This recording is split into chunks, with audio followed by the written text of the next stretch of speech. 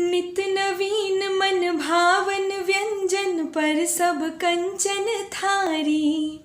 स्वाद भूख बढ़ जाई सुन सारी सरहज के गारी हो। स्वाद भूख बढ़ जाई सुन सारी सरहज के